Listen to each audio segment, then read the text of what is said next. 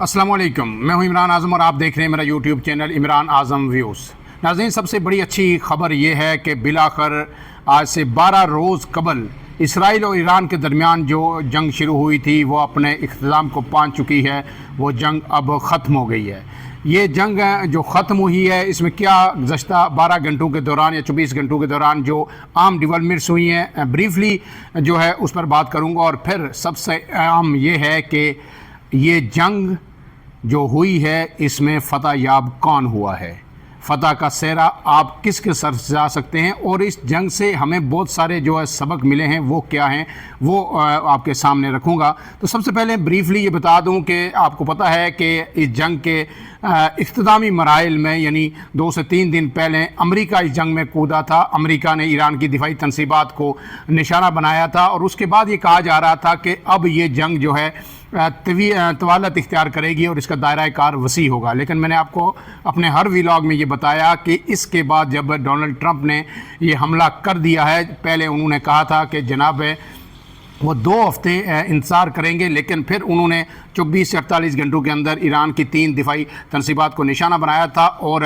उन्होंने उसके बाद अपना जो ट्वीट किया था, जब उसने अनाउंसमेंट की इस हमले की, तो आखिर में उन्होंने कहा था now it's time for piece. तो मैंने ये कहा था कि अब इसके बाद ये जंग अपने इख्तितामी मराइल में दाखिल हो गई है, लेकिन हर तरफ यही कहा जा रहा था कि नहीं, अब ये जंग मज़ीद वसअत इख्तियार करेगी और दीगर ममालिक इसमें शामिल होंगे। ईरान का जो है सख्त रद्द-ए-अमल आएगा और इस जंग के दायरा कार को वसी कर देगा। लेकिन उसके बाद फिर ईरान ने गुज़श्ता रात जो है हमला किया और अमेरिकी एयर बेसिस जो मिडल ईस्ट के अंदर थी, ख़ास करके कतर के अंदर जो अहम तरीन जो है ठिकाना था अमेरिका का जो फ़ज़ाई अड्डा था, उसको निशाना बनाया और उसके साथ साथ दीगर ममालिक में भी मिज़ाइल फ़ायर किए। ये मिज़ाइल जब फायर हुए तो उसके बाद ये कहा जा रहा था कि अब ईरान ने ये बदला ले लिया है। तो मैंने ये कहा था कि ये जंग अब अपने इख्तितामी मराइल की जानिब दाखिल हो गई और 24 से 48 घंटों में ये जंग ख़त्म हो जाएगी। उसके बाद फिर डोनाल्ड ट्रंप का जो रद्द-ए-अमल आया, जो ट्वीट आया, वो आपके सामने रख देता हूँ। आप सब ने सुन भी लिया होगा कि उसमें डोनाल्ड ट्रंप ने ये कहा कि जनाब ईरान की जानिब से ये हमला किया गया है और मैं ईरान का शुक्रिया अदा करता हूँ कि ईरान ने हमें जो है पेश की इतला दे दी थी और ये हमला जो है बिल्कुल नाकाम हमला था और इसमें जो मिज़ाइल फायर किए गए उनमें से तमाम मिज़ाइल को जो है इंटरसेप्ट कर दिया गया, जबकि एक मिज़ाइल को हमने फ्री छोड़ दिया क्योंकि वो किसी भी अहम तनसीब की जानिब नहीं जा रहा था। इसके बाद जब ईरान अमेरिका ने ये दोनों ममालिक से, इसराइल और ईरान से मुतालबा किया कि अब ये टाइम वक्त आ गया है कि इस जंग को ख़त्म किया जाए, सीज़फायर की जाए और मज़ीद हमले ना किया जाए। उसके बाद फिर ईरान ने एक मरतबा फिर हमला किया और डोनाल्ड ट्रंप ने ये कहा कि सुबह 4 बजे तक जो उन्होंने टाइम बताया था कि 12 घंटे के अंदर अंदर जो है, जो इस वक्त जो ड्रोन्स कहीं से अगर उड़ रहे हैं, किसी ने मिज़ाइल हमला लॉन्च किया हुआ है, तो वो ख़त्म होने के बाद जो है मज़ीद हमले ना किए जाएं। और अब ये खबर आई है कि नेतन्याहू ने भी इस सीज़फायर को तस्लीम कर लिया है। ईरान की जानिब से डोनाल्ड ट्रंप के बयान पे मोहतात रद्द-ए-अमल इख्तियार किया गया था और उन्होंने ये कहा, ये नहीं कहा था कि हम फौरी तौर पर ये जंग ख़त्म करेंगे, लेकिन उन्होंने कहा था कि अगर इसराइल सुबह 4 के बाद जो है मज़ीद हमला नहीं करता तो फिर ईरान भी उस पर कोई रद्द-ए-अमल शो नहीं करेगा। अब ईरानी वज़ीर ख़ारजा अब्बास अराक़ची ने ये वाज़े कर दिया है कि मज़ीद ईरान किसी किस्म का जवाबी हमला नहीं करेगा। गोया ये जंग अब ख़त्म हो चुकी है और इस हवाले से जो है अब तज़कियाकार ये गुफ्तगू करना शुरू हो चुके हैं कि इस जंग में कौन फ़तह याब हुआ। ये इंतहाई आम सवाल है, इस पर हम गुफ्तगू करेंगे। इस जंग में अब तक जो कहा जा रहा है कि इसकी जंग बंदी में कतर ने बड़ा ही अहम किरदार अदा किया है। कतर हमेशा से जो है सफारतकारी करता आया और अपना जो है अब उसका ये किरदार, कतर और ओमान इस खित्ते के अंदर 2 ऐसे ममालिक हैं जिन्होंने as a सफारतकार, as a mediator जो है अपना किरदार बहुत ही बेहतर किया है। इस सारे अरसे में मुख्तलिफ जो कन्फ्लिक्ट्स यहाँ पे रूनुमा हो रहे हैं और वो एक सालिस के तौर पर सामने आ रहा है। इसके साथ साथ अब जो दोनों अफ्रीकन ने इस जो है जब जंग बंदी को तस्लीम कर लिया है, तो ये देखा जा रहा है कि ये जो जंग बंदी हुई है इसमें ईरान का कितना नुकसान हुआ, इसराइल को क्या नुकसान उठाना पड़ा और अमेरिका जो इस जंग से पहले अमेरिका की साख थी क्या वो बरकरार है, वो कहाँ पे स्टैंड कर रहा है। तो इसमें जनाब 2 से 3 आम सवाल ये हैं कि क्या اسرائیل جو اس سے پہلے ایک ناقابل تسخیر قوت قرار دیا جا رہا تھا مشرق وسطیٰ میں، اور تمام اسلامی ممالک سمیت پاکستان کے اندر بھی یہ تھا کہ ایران شاید کوئی ایسی ٹیکنالوجی اسرائیل حاصل کر چکا ہے کہ جس کا مقابلہ اب مشرق وسطیٰ کے ممالک تو نہیں کر سکتے، پاکستان کے لیے بھی بڑی تھریٹ بن چکا ہے۔ لیکن اس حملے کے بعد جس طرح ایران نے رسپونڈ کیا، جس طرح اتنا جو فضائی فاصلہ ہونے کے باوجود اسرائیل نے ایران نے وہاں پہ اسرائیل کے اندر مختلف تنصیبات کو ٹارگٹ کیا اور مسلسل اس کو جواب دیا، اور پھر جو ایران کا دفاع، جو اسرائیل کا دفاعی سسٹم تھا آئرن ڈوم، جس کی ہر طرف دھوم مچی ہوئی تھی کہ وہاں پہ جو ہے چڑیا بھی پر نہیں مار سکتی اسرائیل کے اوپر، اس قدر جو ہے مربوط قسم کا ان کا دفاعی نظام ہے، وہ دفاعی نظام اب جو ہے چکنا چور ہو گیا ہے، جو ایک مت تھی۔ اس سے پہلے آپ نے دیکھا کہ جب پاکستان اور بھارت کی جنگ ہوئی تھی تو Su-400 جو دفاعی سسٹم تھا، جو روسی ساختہ سسٹم تھا بھارت کے پاس، اس کے بارے میں بھی بڑی پریڈکشنز کی جاتی تھی، پاکستان نے اس کو بھی شکست دی۔ گویا پہلی چیز تو یہ اسٹیبلش ہوئی کہ اب تک کسی ملک کے پاس ایسا کوئی دفاعی نظام موجود نہیں ہے جو کسی بھی ملک کہ جو میزائل حملے کو یا جدید ٹیکنالوجی اس وقت تقریباً جو بڑی دفاعی طاقتیں ہیں سب کے پاس موجود ہے، ان کا مکمل طور پر توڑ کر سکے۔ گویا اب جو ہے تمام ممالک کو یہ سمجھ آ گئی ہے کہ انہیں اگر خود کو، اپنے عوام کو، اپنے لوگوں کو محفوظ رکھنا ہے تو انہیں پہلی کوشش یہی کرنی چاہیے کہ ہر ممکن کوشش یہ ہو کہ جنگ سے دور رہا جائے اور جو مسائل ہیں انہیں جو ہے بات چیت سے حل کیا جائے۔ دوسری بات یہ ہے کہ جناب کیا جو ہے جو ایران اتنی بڑی پابندیاں، طویل عرصے سے پابندیاں، اس کے باوجود جو ٹیکنالوجی میں پروگریس کیا، خاص کر کے میزائل ٹیکنالوجی میں، وہ کس قدر جو ہے قابل تعریف ہے۔ تو بالکل یہ کہا جا سکتا ہے کہ ایران نے اگرچہ ابھی تک ایران جو ہے یورینیم کی افزودگی کے باوجود ایک ایٹمی طاقت نہیں بن سکا، لیکن جو میزائل ٹیکنالوجی اس نے حاصل کیا ان تمام پابندیوں کے باوجود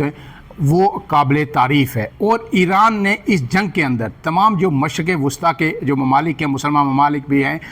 جنہوں نے کبھی ایران کا ساتھ نہیں دیا، آپ کو پتہ ہے کہ عراق کے ساتھ جو ہے 8 سال 1980 سے 1988 تک ایک بڑی جنگ چلی تھی، اور تقریباً کہا جا رہا ہے محتاط اندازے کے مطابق 10 لاکھ لوگ اس میں دونوں طرف سے جو ہے ہلاک ہوئے تھے۔ اس کے بعد جو ہے اب ایران نے ایک مرتبہ پھر ان تمام ممالک کے اوپر جنگی طور پر اپنی ایک برتری ضرور ثابت کی ہے۔ اس کے ساتھ ساتھ ایران کا جو عزم ہے، جو ایرانی بحیثیت قوم ایک بہادر و دلیر قوم جو ہے مانے جاتے ہیں اور ریزیلینٹ قوم ہے، انہوں نے اپنا لوہا ایک مرتبہ پھر منوایا ہے۔ اس کے بعد اہم سوال یہ ہے کہ ایران کس حد تک کامیاب ہوا۔ تو ایران کے جو اس جنگ کے جو اہم ترین 2 اہداف تھے، ایک تو یہ تھا کہ ایران کی دفاعی جو ایٹمی طاقت ہے اس کو ختم کیا جائے، اور دوسرا ایران کے اندر رجیم چینج کی جائے، جو امام خمینی اور جو موجودہ رجیم ہے اس کو ختم کر کے احمد رضا شاہ کو وہاں پہ بٹھایا جائے، کٹ پتلی حکومت بنائی جائے۔ کیا یہ 2 اہداف حاصل ہوئے؟ تو اس کا جواب بالکل سادہ اور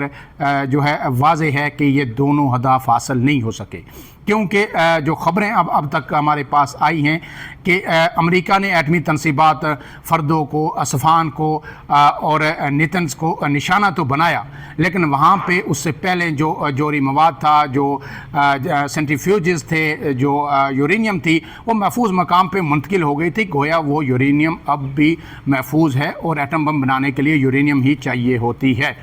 اس کے بعد دوسری کیا رجیم چینج ہوئی؟ تو ہرگز نہیں۔ ایران کے وہ لوگ، وہ قوتیں جو اس سے پہلے ایران کے اندر جو ایرانی موجودہ رجیم کے خلاف، حکومت کے خلاف آوازیں اٹھا رہی تھی، وہ بھی اس وقت آ کے ایران کی حکومت کے ساتھ کھڑی ہو گئی تھی، اور پھر ایران کے جو عوام ہیں وہ جو پاکستان کی طرح، جس طرح انڈیا کی جنگ میں پاکستانی قوم متحد ہو گئی تھی، ایک مرتبہ پھر متحد ہو گئے ہیں اس بیرونی جارحیت کے خلاف۔ تو ایران اندرونی طور پر مزید مضبوط ہوا ہے۔ اس کے ساتھ ساتھ جب امریکہ یہ دعویٰ کر رہا ہے کہ اس نے ایران کی، اسرائیل یہ دعویٰ کر رہا ہے کہ ایران کی جو جوہری صلاحیت حاصل کرنے کی جو قوت تھی، صلاحیت تھی، وہ ختم کر دی ہے، ہم نے اپنے مطلوبہ ٹارگٹ حاصل کر لیا۔ نیتن یاہو کا بھی یہ بیان آیا ہے جو آپ کے سامنے میں رکھوں گا۔ انہوں نے یہ کہا ہے کہ ایران کے خلاف آپریشن رائزنگ لائن میں اسرائیل نے اپنے تمام اہداف حاصل کر لیے ہیں اور اس سے بھی زیادہ کامیابی حاصل کی ہیں۔ اور انہوں نے کہا ہے کہ موساد نے اور جس طرح کی کارروائیاں کی ہیں میں ان پر کامیابی پر مبارکباد دیتا ہوں۔ اگر اسرائیل بھی یہ کہہ رہا ہے کہ اس نے اپنے تمام اہداف حاصل کر لیے ہیں، امریکہ بھی کہہ رہا ہے کہ اہداف حاصل کر لیے ہیں، اس کا مطلب ہے پھر ایران کے پاس جو اب جوہری جو ایک قوت بننے کی، ایٹمی قوت بننے کی صلاحیت ختم ہو گئی ہے۔ تو پھر اس کے بعد ایران کے لیے مزید آسانیاں پیدا ہونی چاہیے، کیونکہ امریکہ اور ایران کے جو مذاکرات جو پہلے سے عمان میں جاری تھے، تو کیا جو اب ایران کے لیے جو بڑی پابندیاں ایران پہ عائد تھی مختلف حوالوں سے وہ ختم ہو جائیں گی اور ایران کے لوگوں کے لیے یا آسانیاں پیدا ہوں گی اور ترقی کی راہیں کھلے گی؟ یہ ایک سوال ہے جس کا جواب جو ہے آنے والے دنوں میں ملے گا۔ اب اس کے ساتھ ساتھ جو ہے میں نے آپ کو بتا دیا کہ ایران کا جو اسرائیل کا ناقابل تسخیر ہونے کا جو برہم تھا وہ اب بری طرح ٹوٹ چکا ہے، لیکن الحمدللہ اس کے بعد جو ہے خطہ جب یہ جنگ ختم ہوئی ہے تو ایک بڑی تباہی سے بچ چکا ہے۔ میں نے کہا تھا پاکستان کے لیے بڑا ضروری ہے کہ یہ جنگ ختم ہو، بار بار میں نے یہ کہا کہ پاکستان یہ افورڈ نہیں کر سکتا۔ ایران کے لیے شاید مسئلہ تو ہوتا، ان کی رجیم چینج ہوتی، لیکن چین کو بھی اس سے خطرات لاحق ہوتے اگر اسرائیل یہاں پہ آ کے بیٹھ جاتا، امریکہ بیٹھ جاتا، رشیا کے لیے بھی کنسرن تھے، لیکن پاکستان کے لیے سب سے زیادہ خطرات تھے۔ الحمدللہ وہ خطرات تو اب ٹل گئے ہیں۔ اب اس کے ساتھ ساتھ یہ ہے کہ جناب جب میں یہ کہہ رہا تھا کہ یہ جنگ ختم ہوگی تو اس کے پیچھے جو ریزن یہ تھی کہ کچھ ہم نے بھی جو ہے سیاست کی جو خاک چھانی ہے، تو یہ جو جنگیں ہیں یہ زیادہ تر اب سیاسی ہیں۔ یہ جنگیں ان کے پیچھے ہر جگہ سیاست جو ہے وہ کار فرما ہوتی ہے، اور اس کی وجہ یہ ہے کہ چیزوں کو ہم ہمیشہ ہم جذباتی قوم ہیں، ہم فیس ویلیو پہ لیتے ہیں، جو کچھ سامنے ہمیں نظر آ رہا ہوتا ہے ہم وہی دیکھ رہے ہوتے ہیں، اور اس سے پیچھے ہم چیزوں کو انالائز کرنے کی ٹھنڈے دماغ سے کوشش نہیں کرتے۔ اب جو دفاعی تجزیہ کار جو مختلف ٹیلی ویژن پہ آ کے گفتگو کرتے تھے، یہ وہی دفاعی تجزیہ کار ہیں جو آج سے 30 سال پہلے بھی کہہ رہے تھے کہ امریکہ آئندہ سال تباہ ہو جائے گا، اسرائیل تباہ ہو رہا ہے، اور پھر لوگ انہی کی باتوں کو سن کے جو ہے پھر آگے اسی پہ اپنا ایک جو ہے پرسیپشن بناتے تھے۔ یہ غلط ہے۔ اب یہ بات طے ہے دنیا میں کہ جنگیں اب دنیا طویل جنگوں کی مکمل نہیں ہو سکتی۔ اس کی وجہ یہ ہے کہ جدید ترین ٹیکنالوجی ہے، اور یہ ٹیکنالوجی کی جنگیں ہیں۔ اب جو فٹ سولجرز ہوتے ہیں وہ ایک دوسرے کے زمینوں پہ جا کے حملے نہیں کرتے، وہ ایک دوسرے کی ٹیریٹری کو وائلیٹ نہیں کرتے۔ اب فضائی جنگ ہوتی ہے، جو ہے میزائلوں کی جنگ ہے، ڈرونز کی جنگ ہے، یا پھر جو ہے ایئر فورس کی جنگ ہے۔ اس لیے اب اس میں جو ہے ایسی جنگ جہاں پہ بڑی طاقتوں کے انوالو ہونے کا خدشہ ہو وہ جنگ زیادہ عرصے تک نہیں ٹھہر سکتی ہے۔ اگر کوئی ایسی جنگ ہے جہاں پہ اس بات کا خدشہ نہ ہو کہ یہ دو ممالک کے باہر جو ہے نہیں پھیلے گی تو پھر شاید کچھ پرولانگ یہ کر سکتی ہے، لیکن خاص کر کے یہ ریجن جہاں فرض کیا پاکستان اور بھارت کی جنگ ہو رہی تھی تو دو ایٹمی قوتوں کے درمیان تھی، اور یہ پتہ تھا کہ یہ جنگ جو ہے ایک ہفتے سے زیادہ نہیں چلے گی، انٹرونشن ہو جائے گی۔ اسی طرح یہاں بھی پتہ تھا کہ اگر یہ جنگ مزید بڑھے گی تو پھر اس میں جو ہے رشیا بھی انٹر ہو سکتا ہے، پاکستان بھی ہو سکتا ہے، چین بھی ہو سکتا ہے، لہٰذا اس جنگ کو اب ختم ہونا ہوگا۔ اور پھر یہ جنگ جو ہے جب